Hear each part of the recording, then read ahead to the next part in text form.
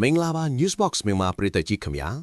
ခရစ္စတီယာနိုရိုနယ်ဒိုဆိုတာကွင်းထဲမှာတည်းမဟုတ်ပဲကွင်းပြင်ပမှာပါဩဇာအရှိဆုံးကစားသမားတစ်ယောက်ဆိုတာအားလုံးသိကြမှာပါဒါပေမဲ့အခု Saudi Pro League မှာထိပြက်နေတဲ့အခြေအနေတွေကတော့တကယ်ကိုအံ့အားသင့်စရာကောင်းလာပါတယ်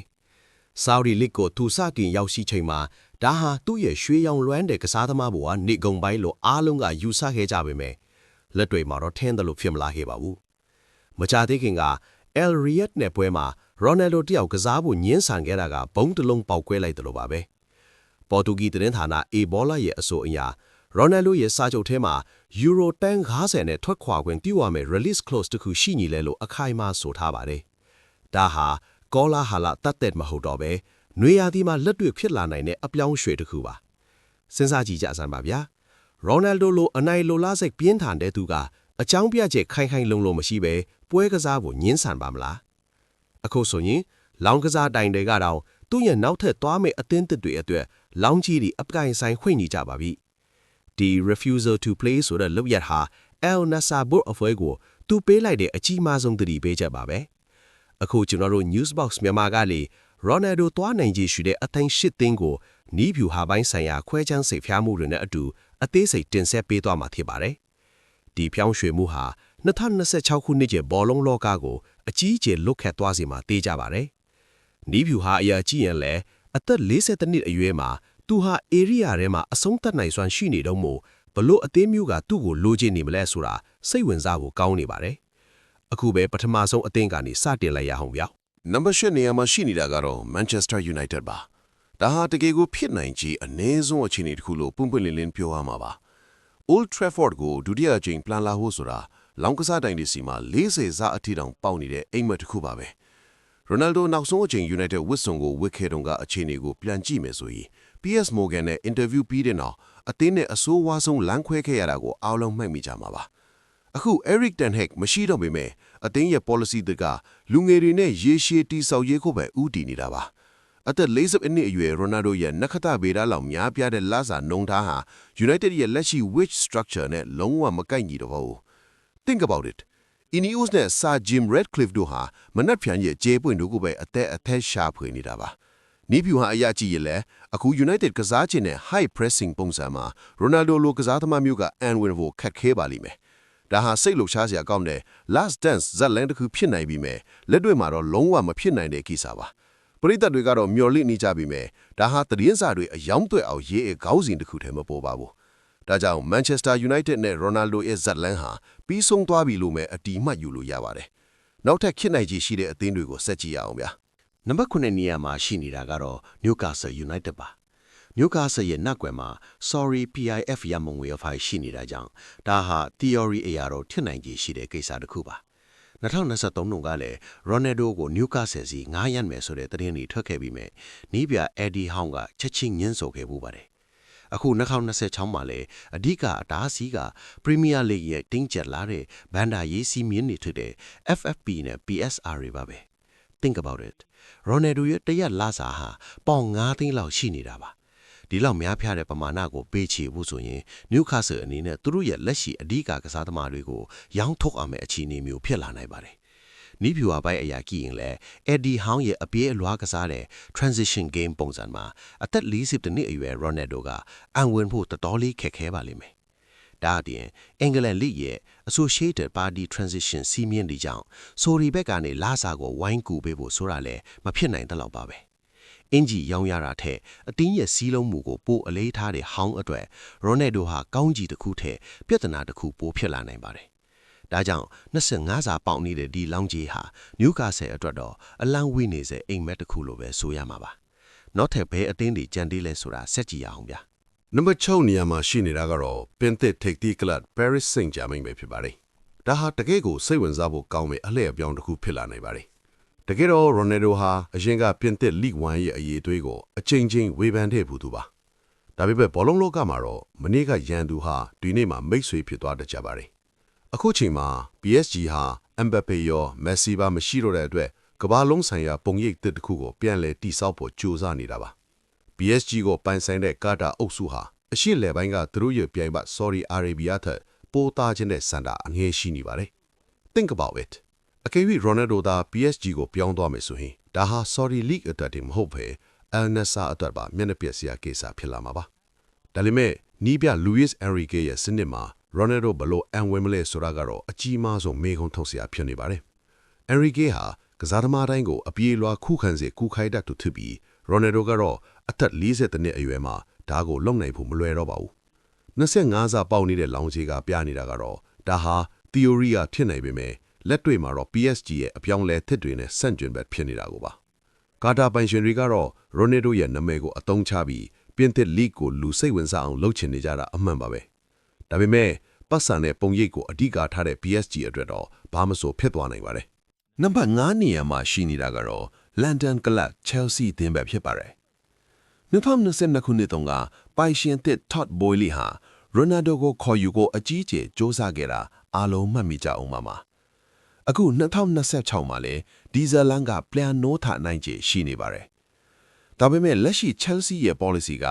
လူငယ်လေးတွေကိုပဲရေရှည်စာချုပ်နဲ့ခေါ်ယူနေတာပါအသက်40နှစ်အရွယ် Ronaldo ကိုခေါ်ယူတာဟာသူတို့အခုတည်ဆောက်နေတဲ့ blueprint နဲ့လုံးဝဆန့်ကျင်ဘက်ဖြစ်နေပါတယ် But think about it Boehly ဟာစီးပွားရေးသမားတစ်ယောက်ပါ Ronaldo ရဲ့နာမည်ကရရှိမဲ့အင်ဂျီရောက်ရငွေနဲ့ကမ္ဘာလုံးဆိုင်ရာလူစိတ်ဝင်စားမှုက Chelsea အတွက်တကယ့်ကိုမှတ်မောစရာရတနာတိုက်ပါပဲနီးပြူဟာပိုင်းရာကြည့်ရင်တော့ Chelsea အသင်းရဲ့လူငယ်တွေကြားမှာ Ronaldo ကဂိုးသွင်းစစ်ကြီးဖြစ်ရှိနေနိုင်ပေမဲ့အသင်းရဲ့ high pressing စနစ်ကိုတော့ထိခိုက်စေနိုင်ပါတယ်စနစ်စာပေါက်နေတဲ့လောင်ကြီးကပြနေတာကတော့ဒါဟာ Chelsea အတွက်တော့စီးပွားရေးအရာတွေ့ချေကြိုက်တဲ့ပြောင်းရွှေ့မှုမျိုးဖြစ်လာနိုင်တယ်ဆိုတာပါပဲ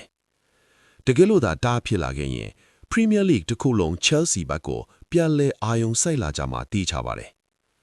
Chelsea နဲ့ Ronaldo ရဲ့ဇလန်ကတော့ဘယ်တော့မှမပြီးဆုံးနိုင်တဲ့ရုပ်ရှင်တကားလိုပါပဲ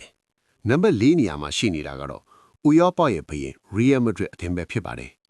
ဒါဟာဖြစ်နိုင်ခြင်းနည်းတယ်လို့ထင်ရပေမဲ့လုံးဝဖြစ်မလာနိုင်ဘူးလို့တော့ပြောလို့မရပါဘူးဆန်တီယာဂိုဘာနာဘေးကို Ronaldo ပြန်လာမဲ့မြင်ကွင်းကိုခဏလောက်မှန်းဆကြည့်လိုက်ပါသူဟာဒီကွင်းထဲမှာပဲဂိုးပေါင်း450နဲ့မဒရစ်ရဲ့တမိုင်းတစ်လျှောက်အကောင်းဆုံးကစားသမားဖြစ်ခဲ့တာပါဒါပေမဲ့နီးပြူဟာပိုင်းနဲ့လက်တွေပိုင်းအရာကြည့်ရင်တော့အတားအဆီးအကြီးကြီးတစ်ခုရှိနေပါတယ်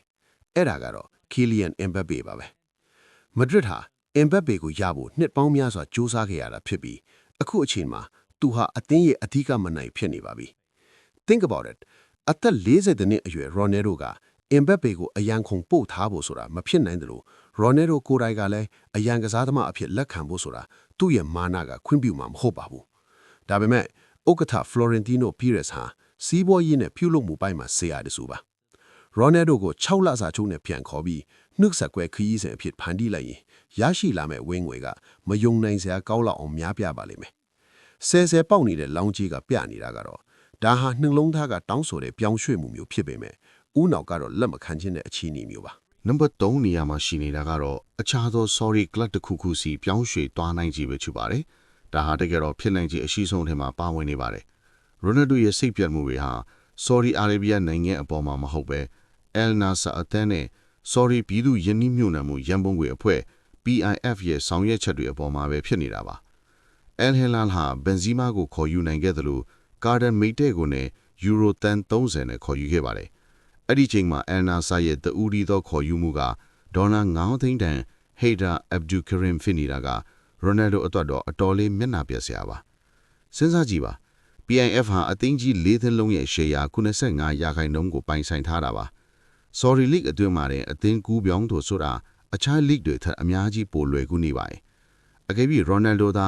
Al Hilal ကိုပြောင်းသွားမယ်ဆိုရင်သူဟာပုံမတောင့်တင်းတဲ့လူစုံတဲ့အသင်းမှာကစားရမှာဖြစ်တယ်လို့ Saudi Champions ဆုကိုရဖို့လည်းအခွင့်အလမ်းပိုများသွားမှာပါဒါဟာသူ့အတွက်အန်ဒီယေကင်းတဲ့ရွေးချယ်မှုတစ်ခုဖြစ်လာနိုင်ပါတယ်နံပါတ်2နေရာမှာရှိနေတာကတော့သူ့ရဲ့ Migging Club Sporting Lisbon ပဲဖြစ်ပါတယ်ဒါဟာနှလုံးသားရဲ့တောင်းဆိုမှုဖြစ်ပြီး Ronaldo အတွက်တော့အရာအားမစခင်ခဲ့တဲ့နေရာကိုပြန်သွားဖို့အချိန်တန်ပြီလို့ဆိုရမှာပါ1990ခုကနေ2003အထိသူဟာဒီအသင်းရဲ့ Academy မှာကြီးပြင်းခဲ့တာပါပြီးခဲ့တဲ့နှစ်ကတော့သူဟာဥရောပကိုဘတော်မှပြန်မလာဘူးလို့ပြောခဲ့ပြီးမြဲအခုတော့အခြေအနေတွေကပြောင်းလဲသွားပါပြီအဓိကအကြောင်းရင်းကတော့သူ့ရဲ့မိခင်ကြီး Dolores Aveiro ပါပဲသူမရဲ့နောက်ဆုံးဆန္ဒကတားဖြစ်သူကို Sporting ဝစ်စုံနဲ့ပြန်မြင်ရဖို့ဖြစ်ကြောင်းအကြိမ်ကြိမ်ပြောဆိုထားပါပြီ Think about it အခု Sporting ဟာသူတို့ရဲ့အဓိကတိုက်စစ်မှု Gyökeres ကိုရောက်ချလိုက်ရပြီဖြစ်လို့တိုက်စစ်နေရာမှာနေရာလွတ်တစ်ခုရှိနေပါတယ်နီးဗျူဟာအရကြီးရင်လေပေါ်တူဂီလိဟာ Ronaldo အတွက်အကျွမ်းတဝင်ရှိပြီးသားဖြစ်တယ်လို့သူ့ရဲ့အတွေ့အကြုံကလူငယ်တွေအတွက်အများကြီးအထောက်အကူဖြစ်စေမှာပါငါးစားနဲ့နှစ်ဆခွေးလောက်ပဲပေါက်နေတဲ့လောင်ကြီးကပြနေတာကတော့ဒါဟာတကယ့်ကိုဖြစ်လာနိုင်တဲ့အလက်အပေါက်တစ်ခုပါ Ronaldo ပြန်တော့လာရင် Sporting ရဲ့အင်ဂျီရောင်းဝင်တဲ့ပုံရိပ်ကတကမာလုံးကိုလွှမ်းမိုးသွားမှတေးကြပါတယ် ကဲအခုဆိုရင်တော့ဖြစ်နိုင်ခြေအရှိဆုံး number 8နေရာကိုရောက်ရှိလို့လာပါပြီအဲ့ဒါကတော့ American MLS League ပဲဖြစ်ပါတယ်ဒါဟာတကယ့်ကိုရေးစရာကောင်းတဲ့အလှည့်အပြောင်းတစ်ခုလို့ပြောရမှာပါ2023တုန်းက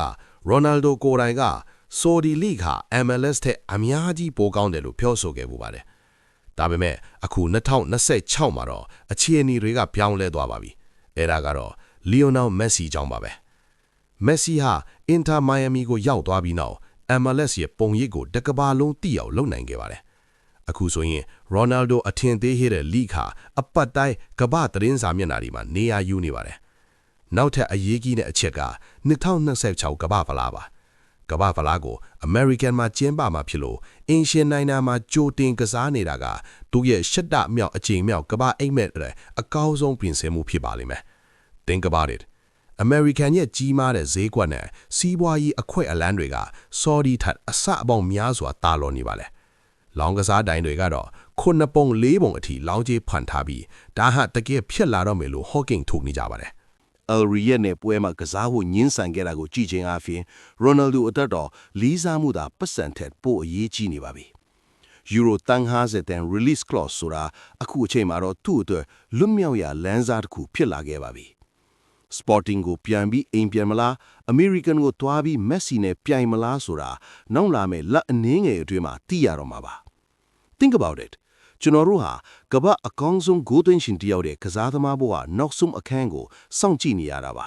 ။ Saudi မှာဖြစ်နေတဲ့တင်မာမှုတွေကအစစ်အမှန်ဖြစ်ပြီးဒါဟာကမ္ဘာဘောလုံးလောကကိုအကြီးအကျယ်လုတ်ခတ်သွားစေမှာပါ။ပရိသတ်ကြီးဘလို့ထင်ပါသလဲ။ CR7 တယောက်နွေရာသီမှာ El Nassr ကနေတကယ်ပဲထွက်ခွာသွားမယ်လို့ထင်ပါသလား။ကျွန်တော်တို့ရဲ့ဗီဒီယိုအောက်မှာ comment ရေးပြီးဆွေးနွေးသွားကြပါအောင်ခင်ဗျာ။ဗီဒီယိုကို like ပေးခဲ့ဖို့နဲ့ Newsbox မြန်မာ channel ကို subscribe လုပ်ထားဖို့လည်းမမိပါနဲ့ဦး